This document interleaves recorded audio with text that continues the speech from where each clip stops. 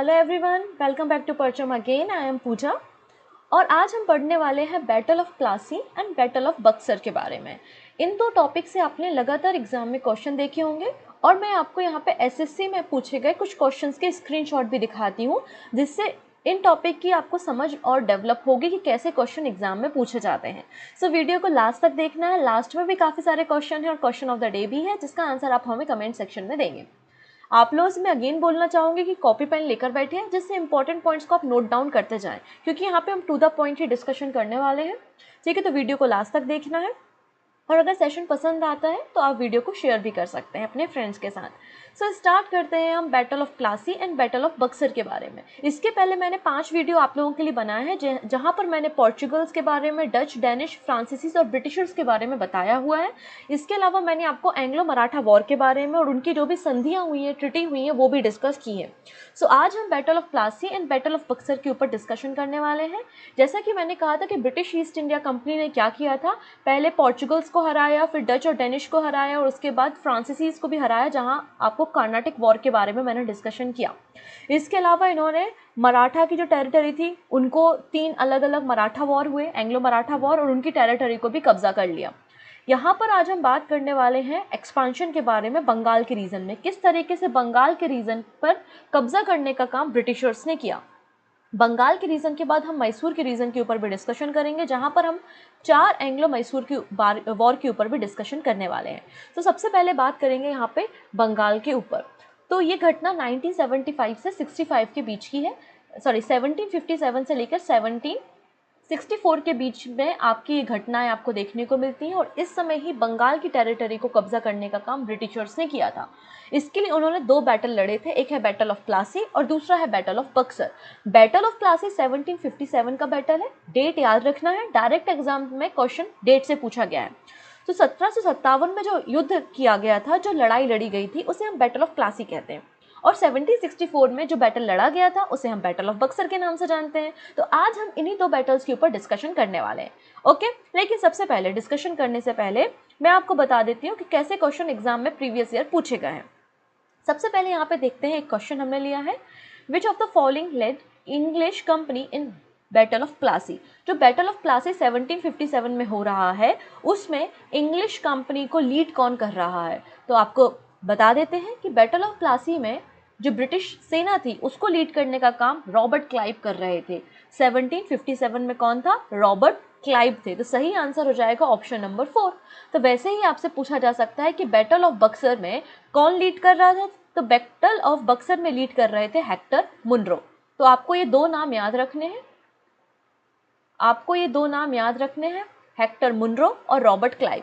तो प्लासी के युद्ध में अंग्रेजी सेना का लीड कर रहा था रॉबर्ट क्लाइव, और बैटल ऑफ बक्सर में अंग्रेजी सेना को लीड कर रहा था हेक्टर मुनरो। ये 2 नाम आपको याद हो गए होंगे और ये देखिए डायरेक्टली ऐसा क्वेश्चन आपको एसएससी सीजीएल में देखने को मिला है।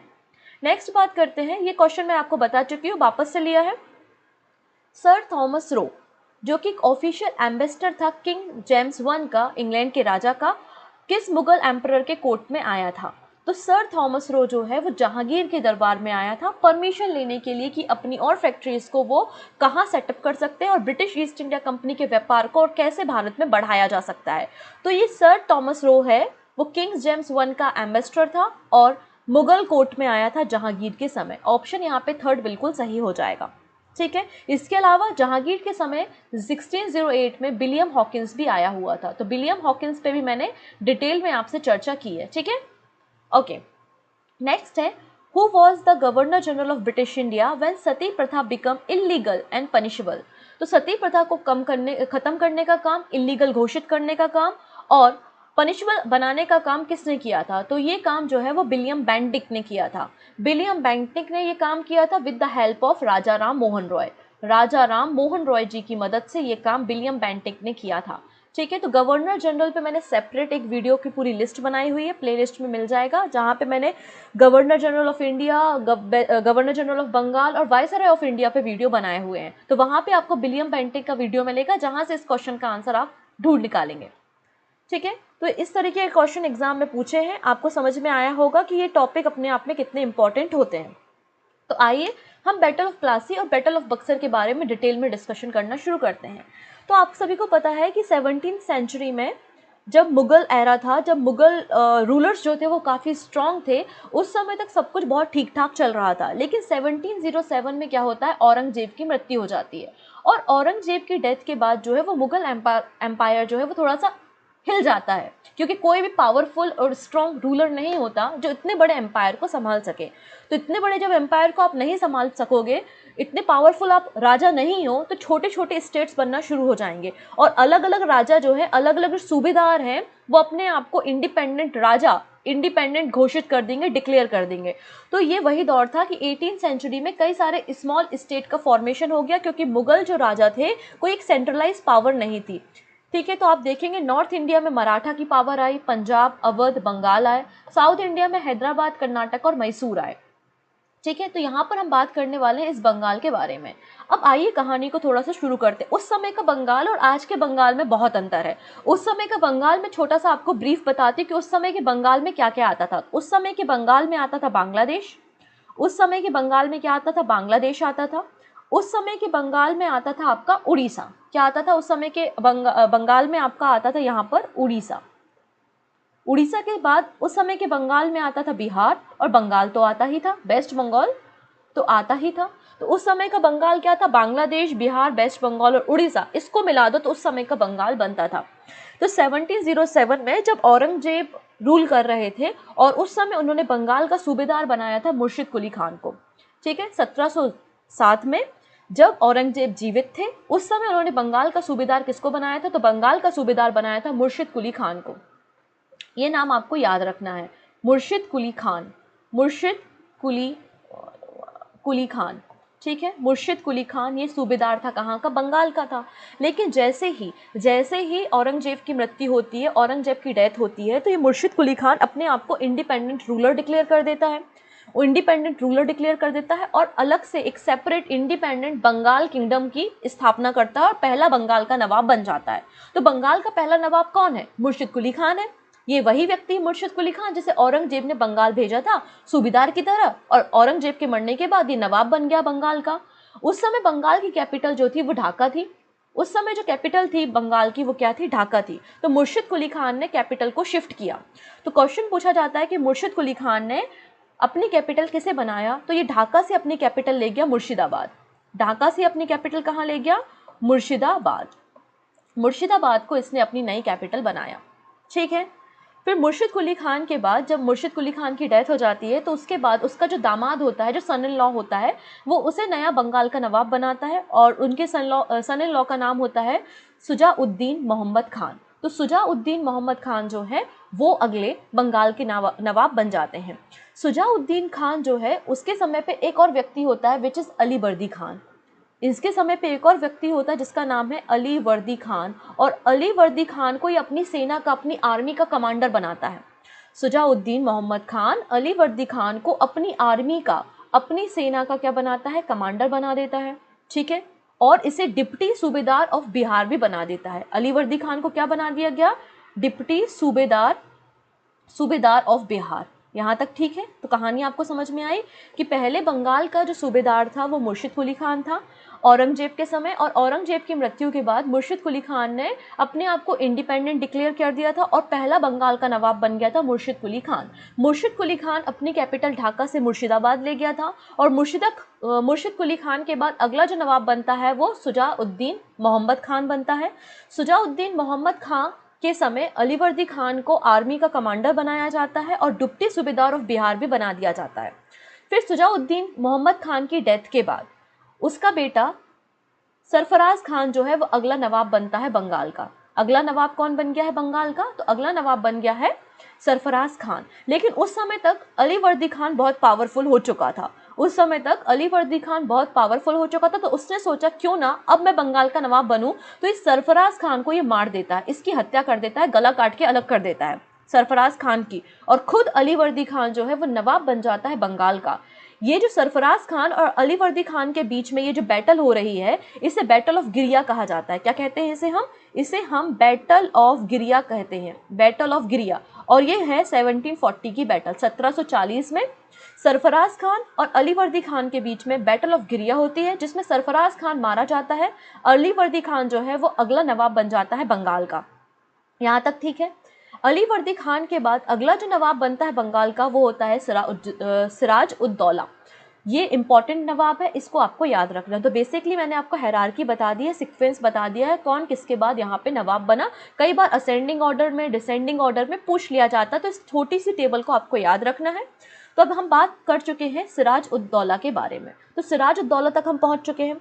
अब देखिएगा सिराज उद दौला के बाद की कहानी।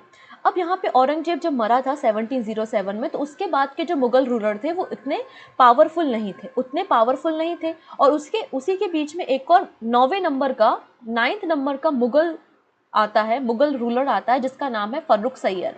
मैंने फर्रुख सैयर के बारे में आपको पहले भी बताया है। फर्रुख सैयर ने एक फरमान जारी किया था 1717 में, जिसको Magna carta of British east India company कहा जाता है। फर्रुख सैयर का जो फरमान था, तो फर्रुख सैयर के फरमान में टैक्स फ्री, मतलब अब ब्रिटिशर्स को ट्रेड करने के लिए किसी भी प्रकार के टैक्स देने की जरूरत नहीं थी। तो टैक्स फ्री व्यापार करने की अनुमति ब्रिटिश ईस्ट इंडिया कंपनी को फर्रुख सैयर के फरमान से मिल गई थी।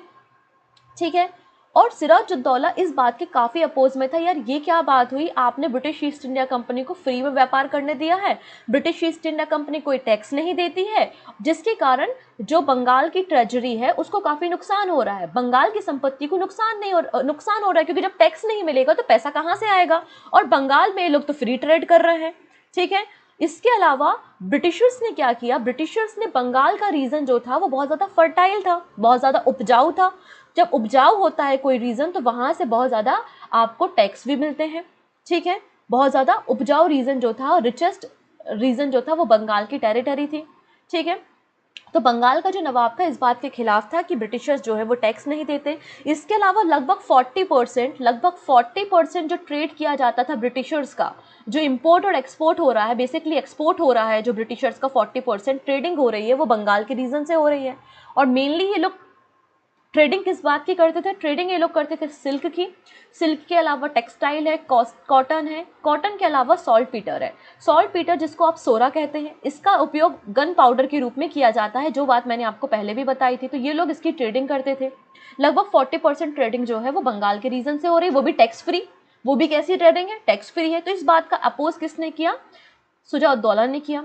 इसके अलावा ब्रिटिशर्स कहते थे कि यार मराठा हम हमला करते रहते हैं, समय समय पे मराठा हमला कर रहे हैं, समय समय पे दूसरी जो यूरोपियन कंपनी है, डच है, फ्रांसीसीज है, ये लोग भी हमला करते रहते हैं। तो हमारी जो कोठी है, हमारी जो फैक्ट्री है, उनके प्रोटेक्शन की बहुत ज़्यादा ज़रूरत है, हमारी फैक्ट्रीज को प्रोटेक्ट करने की बहुत ज़्यादा ज़रूरत है। इसलिए हमें किले बनाने पड़ेंगे, इसलिए हमें क्या करना पड़ेगा, किलों का फोर्टिफिकेशन करना पड़ेगा, किलाबंदी करनी पड़ेगी, ऐसा ब्रिटिशर्स ने कहा।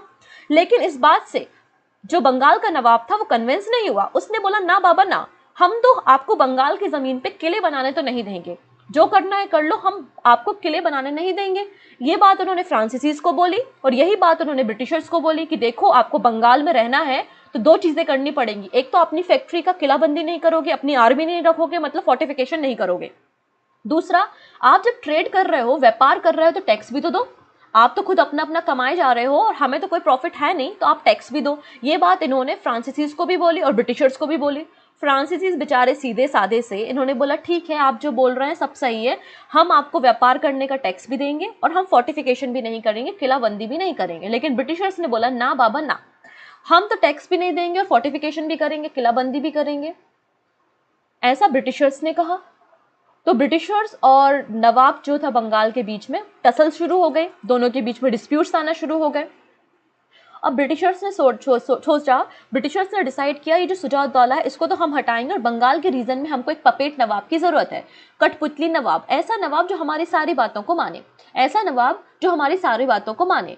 तो यहाँ पर जो सिराज-उद-दौला था, उसका सेनापति, उसका जो कमांडर, आर्मी का जो कमांडर था, एक सेकेंड, आर्मी का जो कमांडर था सिराज-उद-दौला का, आर्मी कमांडर जो था वो था मीर जाफर।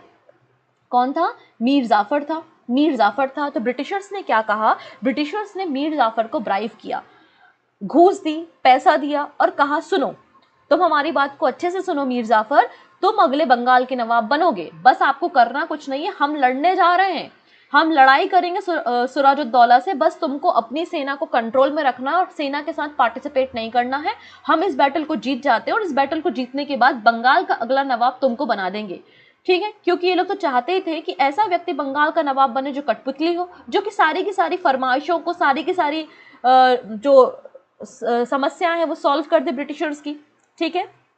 बात समझ में आई। तो ये कहानी सिराजुद्दौला तक पहुंच चुकी है। अब सिराजुद्दौला ने जब मना किया ब्रिटिशर्स को, देखो किलाबंदी मत करो, किले मत बनाओ, नहीं तो हम गुस्सा हो जाएंगे, हम अटैक कर देंगे, लेकिन अंग्रेज तो मान ही नहीं रहे थे। तो सिराजुद्दौला ने जो फोर्ट विलियम था ना कैलकाटा में, आप लोग ने फोर्ट विलियम के बारे में सुना होगा, कलकत्ता में या कोलकाता में जो है वो फोर्ट विलियम है, वहां पर हमला कर दिया, वहां पर अटैक कर दिया सिराजुद्दौला ने, जो कि बंगाल का नवाब है, अटैक कर दिया। तो अटैक करने के बाद काफ़ी सारे जो सोल्जर्स थे और ब्रिटिश ऑफिसर्स थे जो उस फोर्ट में थे प्रेजेंट, काफ़ी सारे ब्रिटिशर्स जो थे वो भाग गए। और भाग के कहाँ चले गए, भाग कर चले गए वो फुल्टा आइलैंड में, भाग के कहाँ चले गए, फुल्टा आइलैंड में। लेकिन कुछ ब्रिटिश सोल्जर्स और ऑफिसर्स को कैप्चर करने का काम सिराजुद्दौला ने किया। लगभग 146 ब्रिटिश ऑफिसर्स को कैप्चर कर लिया और एक कमरे में, एक रूम में बंद कर दिया सिराजुद्दौला ने, एक कमरे में बंद कर दिया। वहां पे एक छोटे से कमरे में 146 लोगों को बंद कर दिया गया फोर्ट विलियम में ही। और सफोकेशन के कारण, ऑक्सीजन की कमी के कारण, दम घुटने के कारण 146 लोगों में से कई सारे लोग मर गए। और अगली सुबह जब कमरे का दरवाजा खोला ना तो सब लोग मरे हुए थे, केवल 23 लोग, केवल 23 लोग ही जिंदा बचे हुए थे, बाकी सारे के सारे मर गए।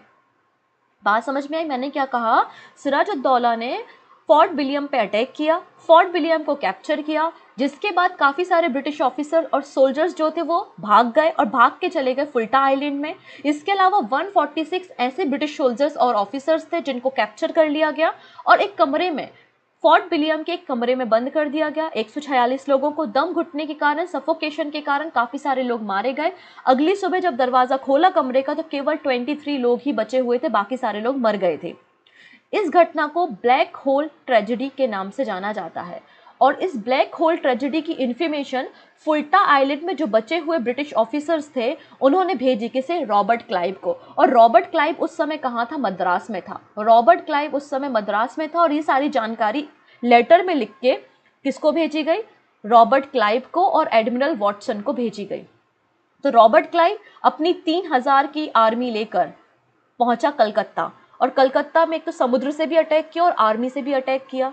तो यहाँ पर जो सिराजुद्दौला है वो हार गया। सिराजुद्दौला जब हार गया तो रॉबर्ट क्लाइव ने सिराजुद्दौला के साथ एक ट्रिटी साइन की और उस ट्रिटी को अलीनगर पीस ट्रिटी के नाम से जाना जाता है। अब ये अलीनगर कहाँ है, तो बेटा अलीनगर कुछ और नहीं है, कोलकाता है। सिराजुद्दौला ने ही कोलकाता का नाम जो है वो अलीनगर रखा था, है ना। और अलीनगर में ट्रिटी हो रही है इसलिए इसे अलीनगर की ट्रिटी कहा जाता है। तो सिराजुद्दौला ने और रॉबर्ट क्लाइव ने अलीनगर की ट्रिटी साइन की और सिराजुद्दौला से बोला देखो तुम ज़्यादा दिक्कतें मत पैदा करो, हम यहाँ पर पहली चीज़ तो हम यहाँ पर फोर्टिफिकेशन भी करेंगे, हम क्या करेंगे कलकत्ता में बंगाल के रीजन में फोर्टिफिकेशन भी करेंगे, मतलब किलाबंदी भी करेंगे, अपनी सेना को भी रखेंगे, हम टैक्स फ्री व्यापार भी करेंगे बंगाल के रीजन में, इसके अलावा हम अपनी मिंटिंग प्रेस को, टकसालों को भी ओपन करेंगे और तुम हमें रोकोगे नहीं। सिराजुद्दौला को ये बात बोली, ठीक है। अब सिराजुद्दौला के पास तो कोई ऑप्शन था ही नहीं, बेचारे को तो मानना ही पड़ेगा। लेकिन रॉबर्ट क्लाइव यहाँ चुपचाप नहीं बैठेगा कि तुमने हमारे इतने सारे लोगों को ब्लैक होल में मार दिया, एक कमरे में बंद करके मार दिया, हम तो तुमसे बदला लेंगे और हमको तो बंगाल में एक पपेट नवाब ही चाहिए। तो सिराजुद्दौला को अब हराने के लिए यहाँ पे अगला बैटल लड़ा जा रहा है, which is battle of Plassey. तो बैटल ऑफ प्लासी में आपको 3 बातें याद रखनी है कि बैटल ऑफ प्लासी कब हो रही है। तो ये बैटल ऑफ प्लासी जून 1757 में हो रही है। इस समय बंगाल का जो नवाब है वो सिराजुद्दौला है। बंगाल का नवाब कौन है, सिराजुद्दौला है। और ब्रिटिश सेना को लीड कर रहे हैं रॉबर्ट क्लाइव। और जो बंगाल के नवाब है सिराजुद्दौला, उनकी जो आर्मी का लीडर है वो है मीर जाफर। और मीर जाफर को रॉबर्ट क्लाइव ने ब्राइब दे दी है कि अगले बंगाल के नवाब तुम ही हो, बस सेना को ले जाओ और सेना को कहो कि हम खड़े रहेंगे, हम लड़ाई नहीं करेंगे। तो बिल्कुल वैसा ही होता है। रॉबर्ट क्लाइव के पास केवल 3000 की सेना है, जबकि नवाब के पास 50,000 की आर्मी है, 50,000 की सेना है, लेकिन उस सेना को लीड कौन कर रहा है? मीर जाफर। जब बैटल ऑफ प्लासी के लिए हम प्लासी के मैदान में पहुंचते हैं, लड़ाई करने के लिए पहुंचते हैं, तो मीर जाफर जो कमांडर है वो अपनी सेना के साथ खड़ा रहता है। और ये बात सिराजुद्दौला ने देखी कि अरे यार, ये तो सेना हमारी लड़ी नहीं रही है, वो तो हार गया, और बैटल ग्राउंड से भाग जाता है। बैटल ग्राउंड से जो है वो सीक्रेटली जो है वो भाग जाता है, कौन? सिराजुद्दौला। मतलब एक तरीके से रॉबर्ट क्लाइव यहाँ पे जीत जाता है, ब्रिटिश आर्मी जीत जाती है, और यही प्लासी का बैटल होता है। मतलब धोखेधड़ी से बैटल ऑफ प्लासी को रॉबर्ट क्लाइव जीत लेता है, ठीक है। और यहाँ पे सिराजुद्दौला भाग गया है, तो मीर जाफर का बेटा, मीर जाफर का सन, जिसका नाम क्या है यहाँ पर? मिरान। मिरान जो है वो क्या करता है? सिराजुद्दौला को मार देता है, और मीर जाफर जो है वो अगला नवाब बन जाता है बंगाल का। क्लियर हुआ? तो 23 जून 1757 में सिराजुद्दौला और रॉबर्ट क्लाइव की लड़ाई होती है, प्लासी के बैटल होता है, और कुछ घंटों में ही यहाँ पे वॉर का रिजल्ट डिक्लेयर हो जाता है। यहाँ पे जो नवाब ऑफ बंगाल है वो हार जाता है, ब्रिटिश की आर्मी जीत जाती है, और अगला जो बंगाल का नवाब है वो मीर जाफर को बना दिया जाता है। और मीर जाफर क्या है? पपेट नवाब है, क्योंकि ये अंग्रेज़ों की मदद से जीता है। जब अंग्रेजों की मदद से आप जीते हो तो अंग्रेजों की आपको मदद करनी पड़ेगी, उनको आपको कई सारे गिफ्ट देने पड़ेंगे, तो बिल्कुल वैसा ही होता है यहाँ पर। तो यहाँ पर मीर जाफर जब जीत जाता मतलब अगला नवाब बन जाता है बंगाल का, तो ये जमींदारी दे देता है 24 परगना की, जो कि आपके ग्रुप ऑफ विलेजेस हैं। 24 परगना की जमींदारी ब्रिटिश ईस्ट इंडिया कंपनी को मिल जाती है बंगाल के नवाब के द्वारा। और बंगाल का नवाब जो है लगातार यहाँ पे ब्रिटिश ईस्ट इंडिया कंपनी जो होती है ना, लगातार यहाँ पे डिमांड रखती जाती है कि हमें ये चाहिए, हमें वो चाहिए, हमें पैसा चाहिए। तो ये बंगाल का जो नवाब है ना, मीर जाफर, लगातार पैसा देता रहता है, पैसा देता रहता है, और लगातार डिमांड बढ़ते जाती है। तो मीर जाफर सोचता है यार, ये तो बिल्कुल सही नहीं हो रहा है, ये तो बिल्कुल सही नहीं हो रहा है, हमारा तो पूरा कोष खाली हो रहा है, हमारे पास तो पैसा ही नहीं है, और ये इनकी डिमांड जो है वो फुलफिल हम कर नहीं पा रहे हैं, ये डिमांड करते ही जा रहे हैं। तो ये मीर जाफर क्या करता है? मीर जाफर जो अलग यूरोपियन कंपनी होती है ना, डचों को इन्वाइट करता है, डचों को इन्विटेशन देता है, डचों को इन्वाइट करता है कि तुम यहाँ आओ, बस किसी भी तरह ब्रिटिशर्स को यहाँ बंगाल से भगा दो और आप यहाँ पर व्यापार करो। तो डच लोग सोचते हैं यार, ये तो बहुत अच्छा मौका है, हमें तो बंगाल चाहिए ही है व्यापार करने के लिए, तो हम बिल्कुल तुम्हारी मदद करेंगे, तुम हमें बंगाल में परमिशन दो व्यापार करने की, और हम ब्रिटिशर्स को यहाँ पे भगाते हैं। तो ब्रिटिशर्स बोलते हैं अच्छा बेटा, एक तो हमने तुमको यहाँ पर नवाब बनाया और ऊपर से तुमने डच को बुलाया, तो एक काम करो, तुमको तो अब नवाब नहीं रखेंगे। मीर जाफर को अब नवाब के पद से हटा दिया, और मीर जाफर की जगह जो मीर जाफर का सन इन लॉ होता है, मीर जाफर का जो दामाद होता है ना, मीर कासिम, उसको अगला नवाब बना दिया जाता है।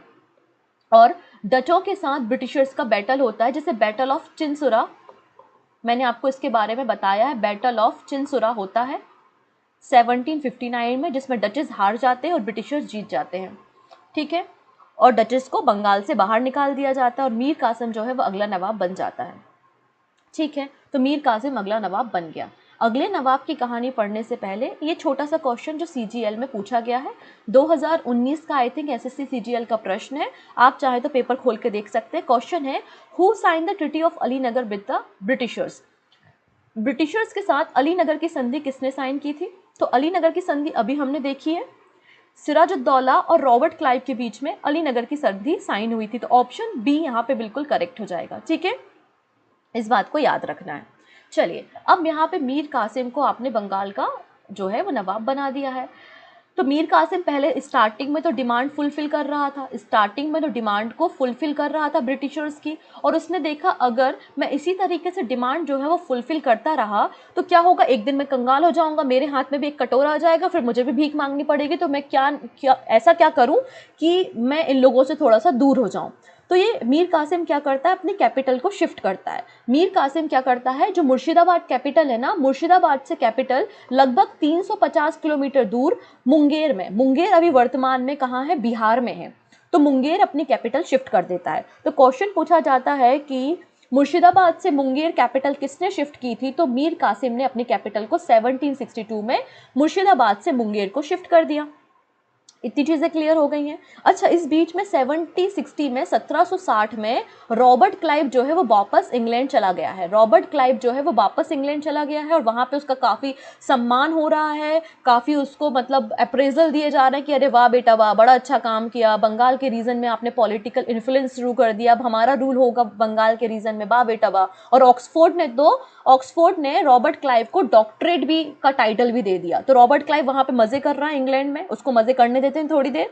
तो यहाँ पर अब रॉबर्ट क्लाइव की जगह खाली हो चुकी है और यहाँ पर अब ब्रिटिश सेना को जो लीड करेगा ना वो हेक्टर मुनरो करेगा। क्लियर हो गया। तो मैं क्या बताना चाहती हूँ आपको कि मीर कासिम पपेट नवाब बनाया गया मीर जाफर के बाद। तो मीर कासिम ने अपनी जो कैपिटल थी वो शिफ्ट कर दी, कहाँ पर, मुर्शिदाबाद से मुंगेर 1762 में। और उसने सोचा कि ऐसे तो नहीं काम चलेगा, हमें भी पावरफुल होना पड़ेगा, हमें भी क्या होना पड़ेगा, पावरफुल होना पड़ेगा। तो पावरफुल होने के लिए इसने यूरोपियन कंपनीज की मदद ली और यूरोपियन कंपनीज की मदद से अपनी आर्मी को ट्रेन किया। अपनी आर्मी को ट्रेनिंग देने का काम किसने किया, यहाँ पर मीर कासिम ने किया। मीर कासिम ने अपना तोपखाना जो होता है ना, गन बारूद तोपखाना है ना, इस सब को और मजबूत किया, अपनी आर्टिलरीज को, अपने गन को, है ना, अपने स्टॉक को और भी ज़्यादा स्ट्रॉन्ग किया। यूरोपियन कंपनी से इन सारी चीज़ों की परचेजिंग की। अब इसे लगने लगा अब मैं पावरफुल हो चुका हूँ, अब मैं पावरफुल हो चुका हूँ। फिर उसने देखा यार ये ब्रिटिशर्स जो हैं वो बहुत अधिक मात्रा में प्रॉफिट कमाते हैं और बदले में यहाँ पे ट्रेडिंग करने का टैक्स भी नहीं देते, जबकि बाकी जो प्राइवेट ट्रेडर्स हैं और दूसरी जो कंपनीज के ट्रेडर्स हैं उनको तो टैक्स 40% यहाँ पर टैक्स वसूला जाता है।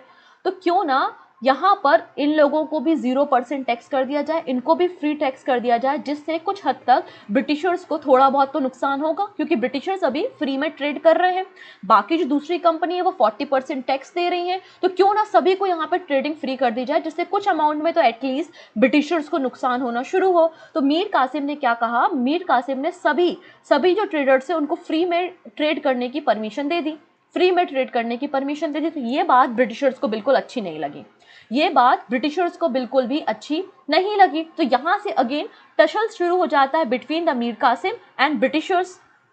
तो मीर कासिम और ब्रिटिशर्स के बीच में 3 छोटी छोटी सी बैटल होती हैं, 3 छोटी छोटी सी लड़ाइयाँ मीर कासिम और ब्रिटिशर्स के बीच में होती हैं। और उसके बाद रिजल्ट ये निकलता है कि ब्रिटिशर्स जो होते हैं वो कटवा, मुर्शिदाबाद, गिरिया, मुंगेर, ये सारा जो रीजन है ना, उनके रीजन में कॉन्फ्लिक्ट होते हैं और इन सारे टेरिटरी को एक्वायर करने का काम जो है वो ब्रिटिशर्स करते हैं। अब मीर कासिम को बंगाल के नवाब के पद से हटा दिया जाता है और वापस से मीर जाफर को बंगाल का नवाब बना दिया। वापस से नवाब कौन बन गया है, वापस से नवाब जो है वो मीर जाफर बन गया है और मीर कासिम को भगा दिया है।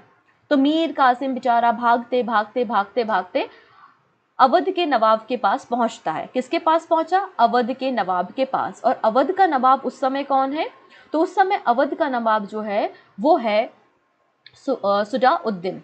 ठीक है, सुजाउद्दीन जो है वो अवध का नवाब है। क्लियर हो गया। तो अवध का नवाब सुजाउद्दीन है, वहाँ पे भाग कर पहुँचा है मीर कासिम। और जो मुग़ल बादशाह हैं, जो मुग़ल रूलर हैं शाह आलम सेकेंड, वो भी अवध पहुँच चुके हैं। और इन तीनों ने मिलकर सोचा कि अब ब्रिटिशर्स को हराएंगे और तीनों की जब सेनाएं मिलेंगी तो लगभग 40,000 की आर्मी तो हमारे पास तैयार हो जाएगी, तो क्यों ना हम लोग एक अलायंस बना लें। तो यहाँ पर शाह आलम सेकेंड जो कि मुग़ल बादशाह हैं और अवध का नवाब इसके अलावा मीर कासिम, इन तीनों मिलकर एक अलायंस बना लेते हैं अगेंस्ट द ब्रिटिशर्स। और अब शुरुआत होती है अगले बैटल के बारे में। अगला बैटल है battle of Buxar. Battle of Buxar जो है वो, बक्सर एक जगह है बिहार के रीजन में, वहाँ 1764 में अक्टूबर 1764 में बैटल ऑफ बक्सर लड़ी जाती है। बैटल ऑफ बक्सर में 2 ग्रुप्स हैं। एक ग्रुप में एक अलायंस है, वो अलायंस किस किस की है, वो अलायंस है मीर कासिम की। मीर कासिम के अलावा अवध का नवाब है, अवध के नवाब के अलावा शाह आलम सेकेंड है जो कि मुगल रूलर है। सेकेंड नंबर ब्रिटिश की आर्मी है और ब्रिटिश की आर्मी को लीड कर रहे हैं हेक्टर मुनरो। ब्रिटिश की आर्मी को लीड कर रहे हैं हेक्टर मुनरो। और ये बैटल जो है वो 1764 में लड़ी जा रही है, इसे बैटल ऑफ बक्सर कहते हैं। और इस बैटल ऑफ बक्सर में बहुत बुरी तरीके से ये जो अलायंस होती है ना, ये शाह आलम और नवाब और अवध, इन सब ने मिलकर जो अलायंस बनाई है, ये लोग हार जाते हैं और हेक्टर मुनरो जीत जाता है। हेक्टर मुनरो यहाँ पे जीत जाता है। अब वापस से रॉबर्ट क्लाइव को इन्फॉर्मेशन भेजी कि भाई यहाँ तो बैटल हो रही है, तुम वापस से आओ। तो रॉबर्ट क्लाइव 1765 में वापस से इंडिया आता है। 5 साल बाद वापस से रॉबर्ट क्लाइव इंडिया आता है और रॉबर्ट क्लाइव बोलता है कि देखो शाह आलम और अवध के नवाब, तुम लोग तो हार गए और मीर कासिम तो कहीं भाग गया, उससे हम बाद में निपट लेंगे। तुम दोनों एक काम करो, इलाहाबाद पहुंचो और मैं भी इलाहाबाद पहुंच रहा हूँ। तुम लोगों से मिलके इलाहाबाद में मैं इलाहाबाद की ट्रीटी साइन करूंगा। तो इलाहाबाद की ट्रीटी 1765 में 1765 में साइन की जाती है और इस 1765 में जो इलाहाबाद की ट्रीटी है वो Robert Clive, Shah Alam second और नवाब ऑफ अवध के बीच में साइन होती है। नवाब ऑफ अवध, शाह आलम सेकेंड और रॉबर्ट क्लाइव के बीच में इलाहाबाद की संधि साइन होती है और रॉबर्ट क्लाइव पहला गवर्नर बनता है बंगाल का और बंगाल में डायरकी या द्वैध शासन की शुरुआत, डुअल गवर्नमेंट की शुरुआत रॉबर्ट क्लाइव ही बंगाल में करता है। ठीक है, तो रॉबर्ट क्लाइव देखो वहां पे प्लासी के बैटल में भी था। रॉबर्ट क्लाइव इलाहाबाद की संधि करा रहा है। Robert Clive dual government Calcutta में बंगाल के रीजन में शुरू कर रहा है और पहला गवर्नर बंगाल का भी रॉबर्ट क्लाइव बन रहा है। तो बहुत ही एकदम इंटेलिजेंट टाइप का व्यक्ति जो है वो रॉबर्ट क्लाइव है। ओके, तो अब यहाँ पे देखते हैं इलाहाबाद की संधि क्या होती है।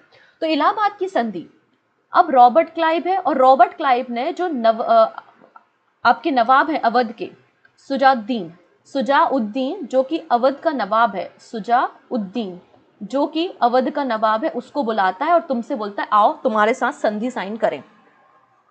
तो उसको बोलता है तुम्हें अवध वापस चाहिए ना, तुम अवध के नवाब हो, तुम्हें अवध वापस चाहिए। तो सुजाउद्दीन बोलता है हाँ मुझे अवध वापस चाहिए। ओके, रॉबर्ट क्लाइव ने कहा हम तुमको अवध वापस करते हैं। तो अवध वापस कर दिया सुजाउद्दीन को। बदले में तुम एक काम करो, जो कोरा और इलाहाबाद का रीजन है, कोरा एंड इलाहाबाद का जो रीजन है वो तुम मुझे दे दो। मैं तुम्हें अवध देता हूं और तुम कोरा और इलाहाबाद का रीजन मुझे दे दो। और काफी नुकसान हुआ है हम लोगों को इस बैटल से, काफी नुकसान हुआ है हमको इस बैटल से, और तुम 50 लाख रुपए भी हमको दो, तुम 50 लाख रुपए भी हमको दो। ये बात यहाँ पे बोली गई। तो सुजाउद्दीन और रॉबर्ट क्लाइव के बीच में इलाहाबाद की संधि हो रही है। फर्स्ट फेज है ये, फेज 1 की ट्रीटी है ये, जिसमें रॉबर्ट क्लाइव ने अवध वापस कर दिया है सुजाउद्दीन को और सुजाउद्दीन से कोरा और इलाहाबाद का रीजन ले लिया है और 50 लाख रुपए भी वॉर में जो डैमेज हुआ है उसके बदले कंपनसेशन भी ले लिया है। और सुजाउद्दीन को ये बोल रहा है कि तुम्हें अब आर्मी रखने की कोई ज़रूरत नहीं है, तुम अब आर्मी मत रखो, तुम्हारा जो अवध का रीजन है हम उसको प्रोटेक्ट करेंगे, अवध के रीजन को हम प्रोटेक्ट करेंगे, कोई हमला करेगा तो हम है ना, डरो मत, मैं हूं ना, ऐसा वाला रॉबर्ट क्लाइव ने कहा। तुम अपनी आर्मी मत रखो, तुम्हारे रीजन में, अवध के रीजन में हमारी आर्मी रहेगी, हमारी सेना तुम्हारे रीजन में डिप्लॉय रहेगी, बस तुम इस आर्मी के मेंटेनेंस का खर्चा देख लो, इस आर्मी को रखने का, खिलाने पिलाने का, इनकी सैलरी का, मतलब मेंटेनेंस का खर्चा तुम्हें देखना पड़ेगा। सुजाउद्दीन ने बोला ठीक है 50 लाख ले लो, कोरा और इलाहाबाद का रीजन ले लो, आर्मी हम नहीं रखेंगे, तुम्हारी आर्मी हम रखेंगे और मेंटेनेंस भी दे देंगे। इस तरीके से रॉबर्ट क्लाइव ने सुजाउद्दीन के साथ इलाहाबाद की संधि साइन की। अब सेकेंड फेज देखते हैं, phase number 2। Phase number 2 Shah Alam second है। शाह आलम सेकेंड और रॉबर्ट क्लाइव के बीच में ये संधि साइन हो रही है।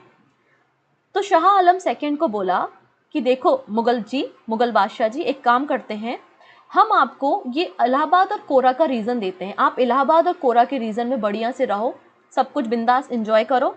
तो हम कोरा और इलाहाबाद का रीजन आपको देते हैं, बदले में आप उड़ीसा, बंगाल और बिहार के दीवानी राइट्स हमको दे दो। बंगाल, उड़ीसा और बिहार के दीवानी राइट्स आप हमको दे दो।